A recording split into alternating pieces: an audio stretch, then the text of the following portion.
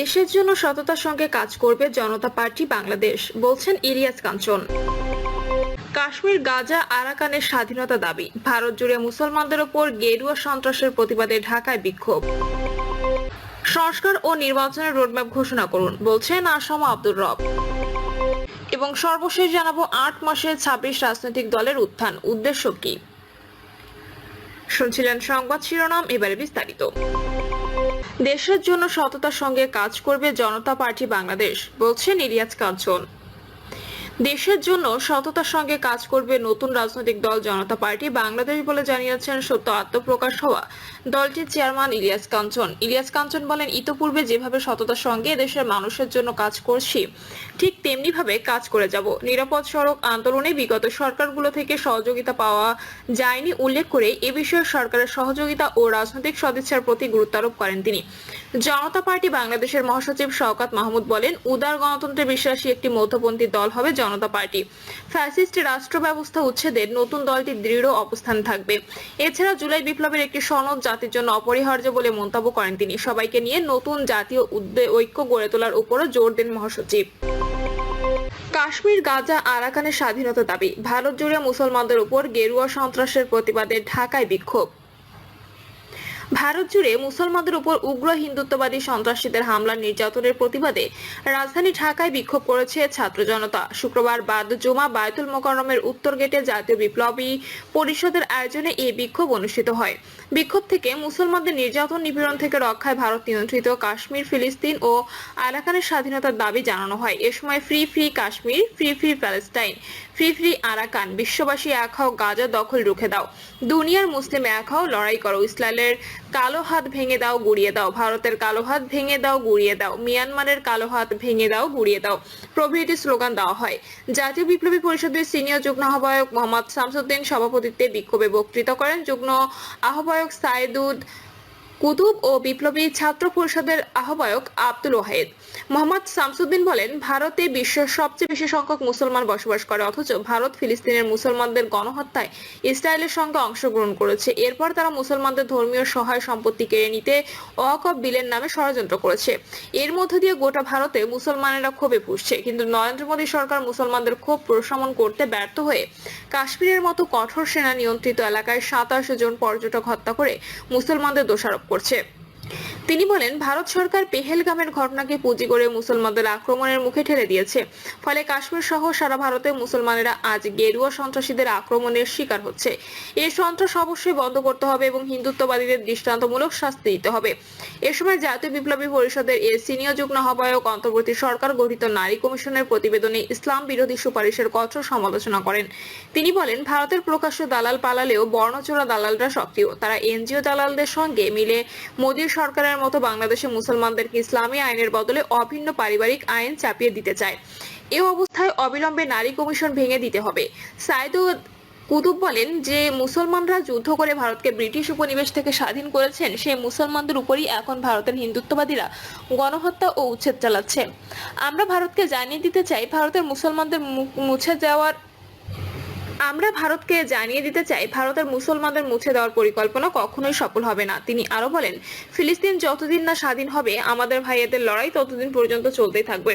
এই লড়াই শুধু ফিলিস্তিনের নয়, এই লড়াই প্রতিটি মুক্তিকামী মানুষের ও প্রতিটি মুসলমানের। আব্দুল ওয়াহেদ বলেন, আমরা দেখেছি 2 দিন আগে কাশ্মীরে জঙ্গি নাটক করে মোদী সরকার মুসলমানদেরকে গ্রেপ্তার করেছে। এটি সুস্পষ্টভাবে জায়নিস্ট ও হিন্দুত্ববাদের যৌথ পরিকল্পনা। আমরা সবাইকে এই ষড়যন্ত্রের বিরুদ্ধে সোচ্চার হওয়ার আহ্বান জানাই।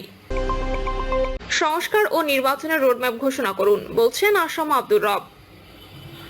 সংস্কার ও আগামী জাতীয় সংসদ নির্বাচনের সমন্বিত রোডম্যাপ ঘোষণা করতে অন্তর্বর্তী সরকারের প্রতি আহ্বান জানিয়েছেন জাতীয় সমাজতান্ত্রিক দল জেএসডি সভাপতি আসম আব্দুর রব। অন্তর্বর্তী সরকারের উদ্দেশ্যে তিনি বলেন, রাষ্ট্রীয় রাজনীতির মৌলিক সংস্কার ও জাতীয় নির্বাচন প্রশ্নে একটি রোডম্যাপ ঘোষণা করুন।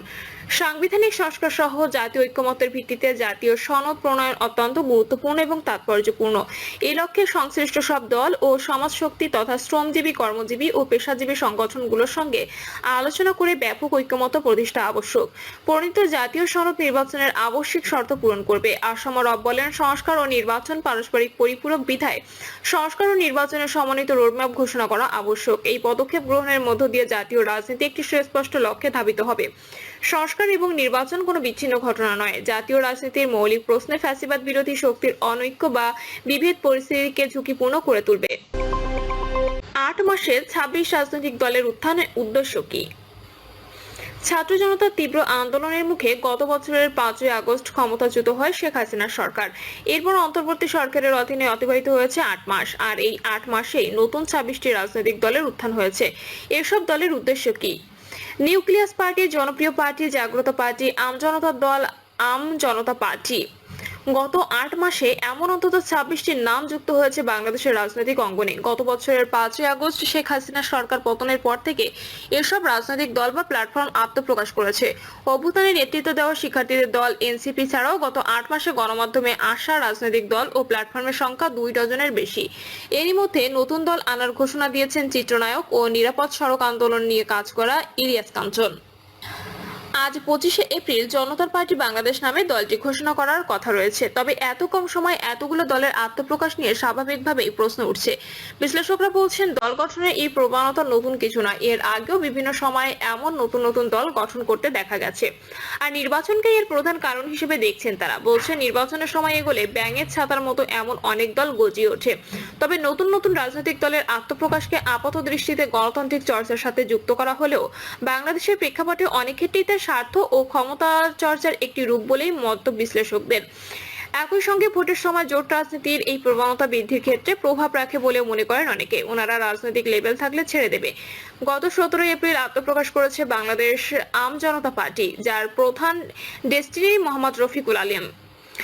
অর্থ পাচার ও ডেস্টিনি ট্রি প্লান্টেশনের মামলায় 12 বছর কারাভোগের পর গত 15ই জানুয়ারি জেল থেকে বের হওয়া 3 মাসের মাথায় নতুন এই দল নিয়ে হাজির হন তিনি।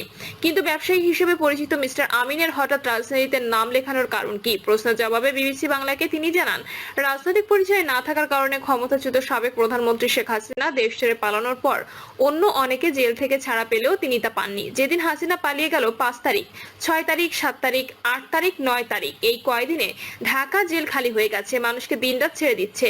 আমি জিজ্ঞেস করলাম, এত লোকের জামিন কিভাবে হলো? বলেন, না, জামিন হয়নি তো, এদের রাজনৈতিক বিবেচনায় ছেড়ে দেওয়া হচ্ছে, বলেন মিস্টার আমিন। আমি তখন সুপার সাহেবের কাছে দৌড়াই গেলাম, আমি তো এত বছর আটকে আছি, আমাকে ছাড়েন। বলল, আপনি তো কোনো রাজনৈতিক দল করেন না, আপনি যদি অন্তত হারাকাতুল জিহাদও করতেন বা আনসারুল্লাহ বাংলা টিমও করতেন, তাও আপনাকে আমি ছেড়ে দিতাম। মানে ওনারা রাজনৈতিক লেভেল থাকলে ছেড়ে দেবে, বলেন তিনি। মিস্টার আমিন জানান, এই রাজনৈতিক মঞ্চকে মাধ্যম হিসেবে ব্যবহার করে তিনি তার জুলুমের কথা তখন যে মিস্টার আমিন জানান, এই রাজনৈতিক মঞ্চকে মাধ্যম হিসেবে ব্যবহার করে তিনি তার জুলুমের কথা তখন যে প্রশাসক থাকবে, যে রাষ্ট্র শাসন করবে, তার কাছে পৌঁছাবেন। প্রিয় দর্শক, এই ছিল এখনকার সর্বশেষ সংবাদ। আপডেট সব সংবাদ পেতে চ্যানেলটি সাবস্ক্রাইব করে বেল আইকনটি ক্লিক করে রাখুন।